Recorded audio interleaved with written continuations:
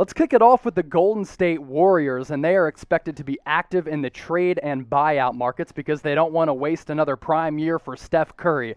According to reports, the Warriors are interested in Victor Oladipo. Could Oladipo get traded for the second time this year? That would be his third team in a single season, which would be absolutely crazy. Reports indicate that the Rockets are expected to trade Oladipo after he turned down a 2-year extension back a couple weeks ago. And what would this do for the Golden State Warriors? Well, it would give them a playmaking upgrade over guys like Kelly Oubre Jr. as well as Andrew Wiggins. And when I look at the Warriors right now, this is what it comes down to for Golden State. Steph Curry is having an MVP caliber season. You can't afford to let a magical season go to waste. This guy won All-Star Weekend. If you look at the betting odds, he's right there in the thick of things for the MVP race, averaging less than 30 points per game, 5.5 rebounds. He's dishing out dimes at a nice rate at 6.3 assists per game. And check out the three-point percentage. Steph Curry making it rain from a 41.1% clip from beyond the arc. Now, when we look at this Warriors lineup, where could Oladipo fit in? Well, he'd probably be a starter if he did get traded to Golden State. You have Steph Curry, averaging a little less than 30 points per game. Andrew Wiggins has been better over the last couple of weeks. He's averaging 17. Kelly Oubre Jr., maybe he would be shipped out in exchange for Oladipo, so Oladipo might fit into that Oubre role. And then you have James Wiseman, who has been good in his rookie year, as well as Eric Paschall. And then, of course, you have to think about Draymond Green. Yes, his numbers are down, but he still adds a valuable force to this Warriors lineup. But Oladipo figures to kind of insert himself pretty well with that Warriors team if he is indeed traded to Golden State. Here are his numbers. 20 points per game, a little more than 5 rebounds. What I'm focusing on with Oladipo, yes, he's coming back from that major injury when he did injure his quad. His field goal percentage is down to 38.7%. So that's not great for Victor Oladipo, but you have to think that as he gets a little bit healthier, that those numbers are going to increase over time. This is my question that I have to pose to the audience out there, because here at Chat Sports, we love to interact with you all watching. Should the Warriors trade for Victor Oladipo? I want you to go into the comments section, type T for trade, and type P for pass. Go back to Oladipo's numbers. Hey, since coming out of Indiana, his game has progressively gotten better every single year. This year, as we mentioned, 20 points per game, a little more than 5 rebounds, 4.5 assists. And as he continues to get healthier off that severe injury that he suffered with the Indiana Pacers, I think if you put Oladipo on a team like the Warriors, he's going to be able to help Golden State kind of climb up the standings in the Western Conference. What do you think about Victor Oladipo as a player? Go into the comment section and grade Oladipo as a player. This is easy. All you have to do is scale it from 1 to 100. So St. Patrick's Day is coming up in about a week, and if you're going out, you're going to need some St. Patty's themed NBA gear. This is what you have to do. Head to chatsports.com/NBA green. All types of gear that you can rock on St. Patty's Day, but I got to tell you, looking at those colors, looking at the themes, looking at the logos and the design, you can rock that all year round and look fresh, whether it's St. Patty's Day or not. And again, it's not like this is just for the Boston Celtics because it's green. We got colors in Lakers colors, Warriors colors, as well as Celtics colors, shirts, hats, socks, jerseys, everything you need, free shipping on orders over $19. All right, so let's continue on with the Warriors. And as I mentioned, they're going to be very active in trades in the buyout market, trying to add to this roster to make a run in the Western Conference. And according to the San Francisco Chronicle, the Warriors would have to acquire a superstar to trade that T-Wolves top 3 protected pick for this upcoming season, as well as James Wiseman. And this has kind of been a topic of conversation for Warriors fans because they're thinking, look, Wiseman has been pretty solid this year. If we need to pick up a player, do we have to trade James Wiseman as well as that valuable asset from the Minnesota Timberwolves that came back in that trade for D'Angelo Russell? This is what it comes down to for Golden State. They're not going to give Wiseman up as well as that T-Wolves pick unless they get a superstar player back. And according to reports, Golden State almost definitely would not trade those assets. And for them to do so, they would need to bring a player back like a Giannis or Embiid. So a player in that category in order to trade Wiseman or that coveted pick.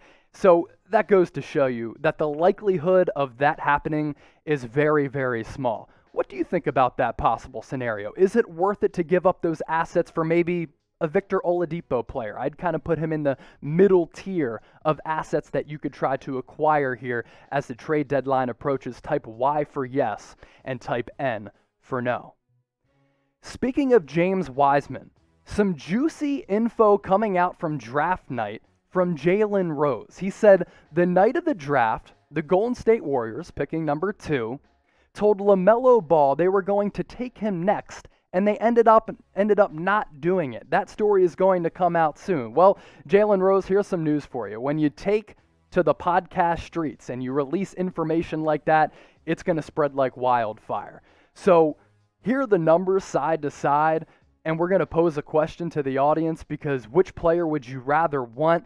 If you look at James Wiseman and LaMelo Ball, I don't think there's any question that LaMelo Ball is going to be the Rookie of the Year. He's having a miraculous year, and it took him a little while to get started after playing pro ball in Australia last year. Didn't get acclimated in the NBA right away, but check out the numbers. A little less than 16 points per game, dishing out more than 6 assists, 6 rebounds. He's been an all-around player. I think the three-point percentage is going to go up over time, but still from the field, shooting nearly a 45% clip. So which player would you rather have, given what Jalen Rose had said? Is it James Wiseman? If so, type JW. Would you rather have LaMelo Ball? If so, type LB. You look at that Warriors roster, and you think about this. Obviously, a big man was much needed for Golden State because they've had some backup options and some starting secondary options move on in past years after they went on that dynasty run. LaMelo Ball and the Golden State Warriors, if the Warriors did in fact select him with the number 2 pick, would have been a scary, scary crew in Golden State for many years to come. Right before the All-Star break, Jordan Poole was called back up to the NBA from the G League, and in the game that he played prior to the All-Star break, he went off. So, should the Warriors have a bigger role for Jordan Poole going forward, because that bench, it's not all that great. The Warriors gave Poole more minutes in that last game against the Suns before the All-Star break. He does have some room to grow as a distributor, but look at what he did in that game against the Suns. He did what he really hasn't done for the majority of his NBA career since he got drafted at the tail end of the first round out of Michigan. Dropped 26 points in that game, 3 rebounds, 1 assist. That's why I say that his playmaking skills can continue to get better, but shot 10 of 16 from the floor. Jordan Poole went off in that game, and if he can continue to play not that great, but kind of like that, that's a great bench option for Golden State as they try to make a playoff push. His numbers throughout this year, they're okay, but when he's a bench player, this is what you kind of expect. Little less than 7 points per game, shooting almost 37% from three-point range in 16 games.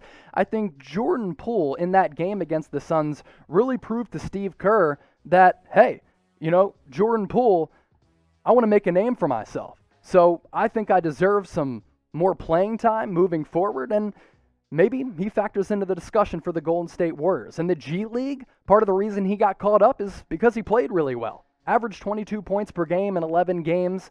The three-point percentage, it's not that great, but for a young player, he's still in his early 20s. Why not go with Jordan Poole as a primary bench option in that second unit as a guy who can kind of go on a heater for this team?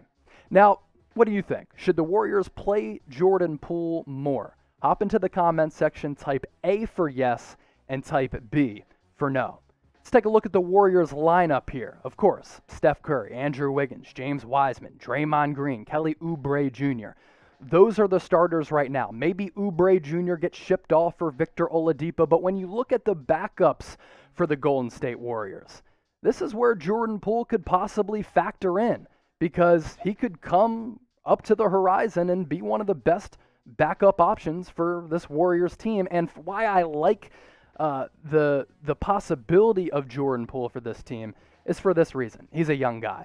You look at all those options. Yeah, Damian Lee is a good story out of Drexel, but Brad Wanamaker, give me Jordan Poole over Brad Wanamaker. Younger player, more upside.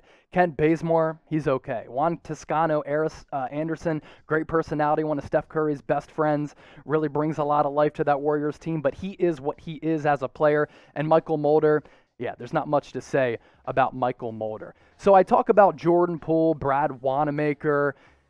Look, I think Poole is the better option as we look ahead. Wanamaker, not really doing much for me. 4.8 points per game, a little more than a rebound per night.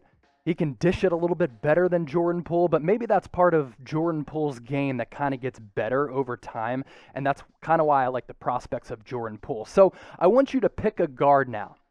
If you think Jordan Poole is the better option for Golden State, go into the comments section, type JP. If you still like Brad Wanamaker as a veteran presence off the bench for Golden State, type BW.